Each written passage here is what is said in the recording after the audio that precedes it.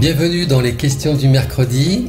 Alors j'ai déjà relevé plusieurs questions et j'ai essayé de les résumer en des questions fondamentales, on va dire, notamment concernant les diverses questions qu'on va aborder aujourd'hui. Bienvenue sur YourStream aussi. Et si la qualité d'image ne vous va pas ou si vous n'avez pas le temps de regarder aujourd'hui, il y aura donc un résumé, comme chaque semaine, de ce que je vous raconte aujourd'hui. Voilà. Donc une vidéo qui sera sur le site ensuite. La première question qui est venue, c'était encore sur les gammes. Nous sommes restés sur la première vidéo qui était donc sur la session rock et électro et comment jouer avec notamment des pédales d'effets qui permettent d'avoir un peu cet esprit électro.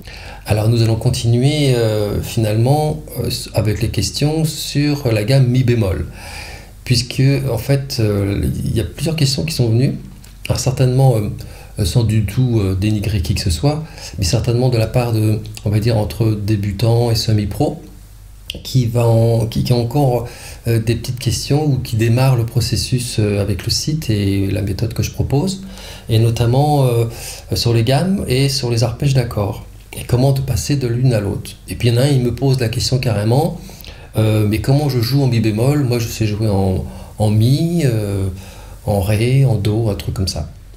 Donc pour mi bémol, donc déjà ce qu'il faut c'est avoir ce point de repère comme je l'explique dès le départ dans la méthode sur le jeu, le jeu de guitare, donc c'est-à-dire comment améliorer son jeu de guitare, où il y a donc 3 mois que je propose pour en fait progresser et de passer finalement d'un état de soit de débutant à semi-pro, de semi-pro à pro, puis de pro vers un peu plus que pro si je peux dire, du moins à réviser et comme jamais on va dire, c'est-à-dire vraiment réviser comme jamais on a pu faire, puisqu'en fait j'enlève tous les trucs qui sont inutiles et je propose directement de voir l'essentiel.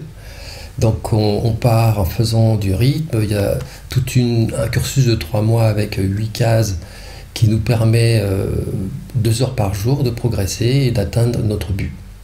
Alors là-dessus, parlons de notre gamme mi bémol majeur. Il faut savoir donc avant toute chose qu'est-ce qu'on doit faire en do majeur. Alors les gammes, donc là j'ai un son qui était basé sur la séance dont j'ai parlé dans la vidéo.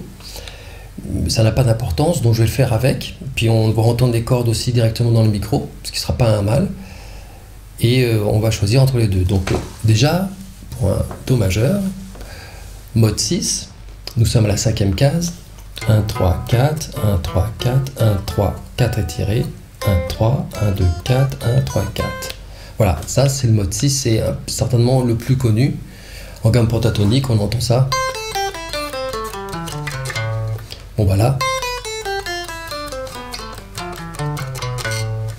Voilà, donc on a la même chose. Alors avec du son, ça donne quoi? Même si j'utilise que quelques notes dans ce mode 6, tout de suite dans un solo, ça peut être avec quelques tirés et très peu de choses, on peut avoir un très bon résultat.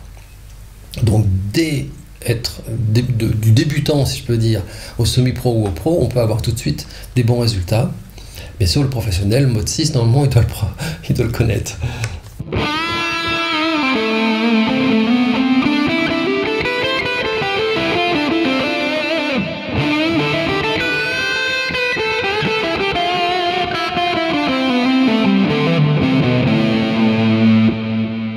Alors tout de suite là je vois que j'ai déjà fait des déplacements, vous voyez comme ça, du mode 6 au mode 7 d'ailleurs. Bah oui, parce que finalement quand on connaît notre mode 6, puis notre mode 7, puis notre mode 8, on passe de l'un à l'autre. Alors là dans notre chanson nous sommes en mi bémol, et notamment l'arpège de mi bémol 7e majeur va être utile en connaissant bien notre mode 7. En plus le mode 7 il n'est pas très compliqué. Alors en do majeur déjà, il faut pouvoir donc avancer dans la méthode. Donc en partant du do majeur, on travaille tout en do majeur, puis après on transpose. On a la chance, nous en guitare, de n'avoir juste qu'à déplacer. Et je vais donner tout de suite un exemple avec le piano, qui lui est vachement plus simple à visualiser, puisque les touches blanches c'est do, ré, mi, fa, sol, la, si, do. Et les touches noires, c'est les dièses et les bémols. Donc, on voit, vous savez, les 2 touches noires, puis 3 touches noires. C'est facile à le visualiser sur le piano. Et tout ce qui est avant les 2 touches noires, la note d'avant, c'est le do. Donc, ce do, en fait, facile à visualiser. On le voit sur tout le clavier. On voit exactement le do. Sur une guitare, ça pourrait être chouette si c'était les cordes à vide. Manque de bol, c'est mi, la, ré, sol, si, mi. D'ailleurs, je propose un effet mémotechnique super efficace. Comment s'appelle ma guitare? Elle s'appelle mi, la, ré, sol, si, mi. C'est-à-dire son prénom, c'est mi, la, ré, les 3 cordes d'en bas, du grave. Et son nom, c'est sol, si, mi. Bonjour, mi, la, ré. Oui, mi, la, ré, sol, si, mi. D'accord, vous vous appelez donc mi, la, ré, sol, si, mi, comme si c'était un prénom et un nom. Et souvent d'ailleurs, pour les débutants, je propose sans cesse des petits mémos techniques comme ça, des petites astuces mémotechniques et qui permettent psychologiquement d'avancer plus vite. Moi, ce qui m'intéresse, c'est quand on est super efficace et qu'on va directement droit au but. Vous pourriez faire 1000 chansons, vous ne connaîtriez peut-être toujours pas vos 7 modes de gamme majeure. Vous pourriez faire 36 solos appris par cœur, vous ne sauriez peut-être toujours pas improviser en mi bémol, justement. Donc, moi, ce qui m'intéresse, c'est de donner les bases et tout l'avancement que jusqu'au professionnel, on aura besoin en chemin. Donc, de débutant, semi-pro à professionnel, puisqu'en fait, la grande différence, c'est la connaissance globale, la connaissance du son, et puis aussi la grande différence entre un débutant et un pro affirmé, on va dire, ça va être l'expérience sonore, comment adapter des arrangements de guitare sur des musiques, quelles qu'elles soient, de création personnelle ou existantes, ou faire des reprises. Je me rappelle un groupe qui reprend du Pink Floyd, vous écoutez Pink Floyd, ça n'a plus rien à voir avec les chansons originales parce qu'ils les ont complètement remodelées à leur manière. Plus rock, plus original peut-être aussi. En tout cas, l'arrangement, il y est, original. Voilà, donc on peut très bien l'adapter aux circonstances. Alors, de la même manière que l'on a fait notre gamme de Do majeur, mode 6,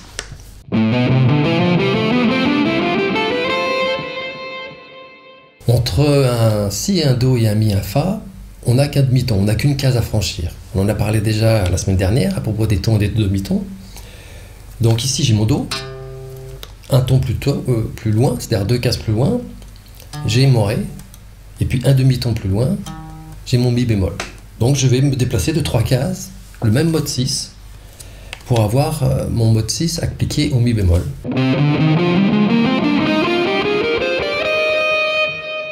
Alors ce Mi bémol, en fait, ce n'est qu'un nom. Je pourrais l'appeler, puisqu'entre un Do et un autre Do aigu, il y a 12 demi-tons.